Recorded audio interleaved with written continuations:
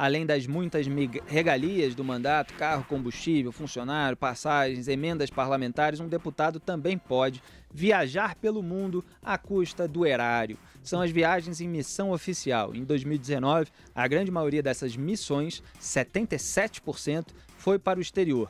A coluna Radar da Veja fez um levantamento que trouxe números grandiosos. 220 deputados, que representam 43% do total da Câmara, estiveram em 92 cidades dos 4 cantos do planeta. Foram 365 missões, média de uma por dia. Entre gastos com passagens e diárias, essa conta ficou em R$5.200.000.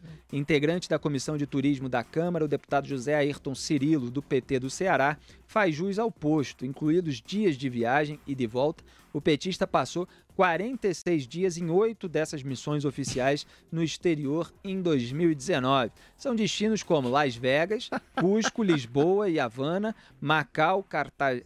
Como é que se fala isso mesmo, hein? Que o pessoal tem ido muito pra lá e eu sempre me confundo também. Cartagena. Cartagena. Com R. Porque o pessoal aqui do Brasil fica portuguesando essas palavras, quando eu vou falar em espanhol até reclama. E por aí vai. Vale destacar que a Câmara exige muito pouco de retorno, apenas um relatório circunstanciado da viagem. Na maior parte das vezes, são relatos genéricos, burocráticos e sucintos. Muitas e muitas vezes apenas a agenda dos compromissos. Você vê que várias dessas cidades visitadas pelo petista são cidades turísticas, né? São cidades lá boas, para onde o pessoal vai na hora do lazer, na hora das férias. O pessoal gosta na política, né, Maldonado? De colocar uma agenda oficial lá em outro país, arranjar alguma coisa para ter um pretexto para poder passear, né? Aliás, tem até ministro do Supremo que de vez em quando faz isso, de acordo com algumas notícias aí de 2019. Diga lá.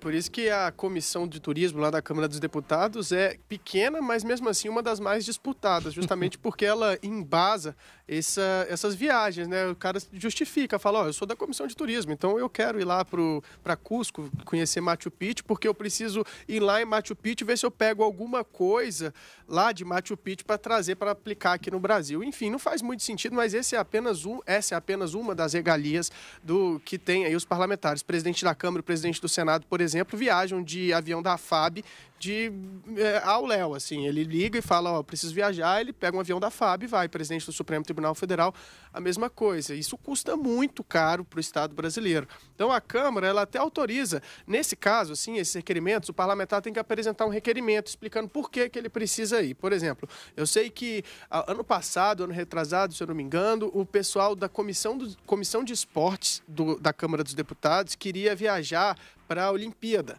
Ia acompanhar a Olimpíada para ver como é que seria. E aí a Câmara dos Deputados reagiu a isso e não deixou, justamente porque a imprensa publicou essa informação, os parlamentares foram muito criticados e aí eles desistiram da ideia. Essas informações são todas públicas. Para onde os parlamentares vão, isso inclusive o site da Câmara, a gente tem até que elogiar. Se você entra, coloca o nome do seu parlamentar no Google e entra lá no site da Câmara dos Deputados, vai ter lá quantos discursos ele fez em plenário ao longo do ano, quais discursos e também quanto ele gastou de verba parlamentar, quanto ele gastou com viagem, com passagem aérea, porque eles têm todo esse cotão aí para poder utilizar como bem entendem, desde que expliquem à Câmara dos Deputados. Então, essa questão das viagens internacionais, esse custo aí de 5 milhões e 200 mil reais, é algo que é pequeno se comparado a outros custos, a outros benefícios que os parlamentares têm direito. Como disse aí, fora combustível, funcionário, passagens e emendas parlamentares que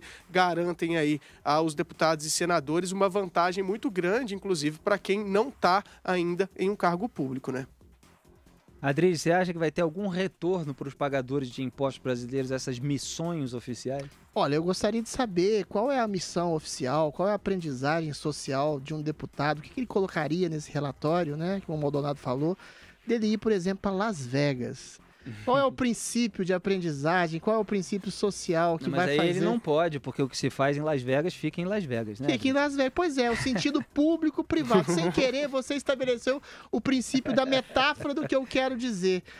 O que os deputados gastam, essa farra de dinheiro, de viagens, de emendas, de absurdos, de exageros financeiros que eles se colocam, eu acho que personifica de uma maneira muito clara a atividade do Estado brasileiro, né? A pessoa que, em vez de fazer do poder público uma atividade, como o próprio nome diz, para o público, para o povo, se locupleta em nome do Estado e transforma o Estado numa entidade privada para satisfazer os seus próprios prazeres.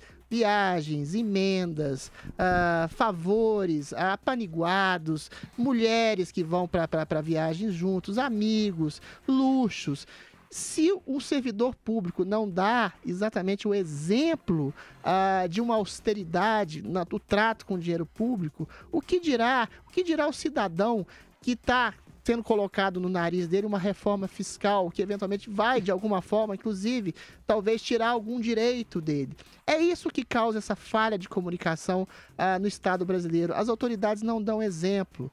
Aqui você falou de autoridades, inclusive do STF, que gastaram centenas de milhares, eu dou o nome, Dias Toffoli, Gilmar Mendes, eventualmente, que levam mulheres, levam a família, levam a dinastia, se locupletam exatamente para aprenderem alguma coisa. Quem sabe eles têm exatamente uma aprendizagem social muito grande em relação às suas atividades em Las Vegas, lá onde o jogo é absolutamente liberado, né? Eles jogam exatamente com a ingenuidade do brasileiro, perdem sempre, mas ganham em dinheiro dos bolsos de nosso cidadão.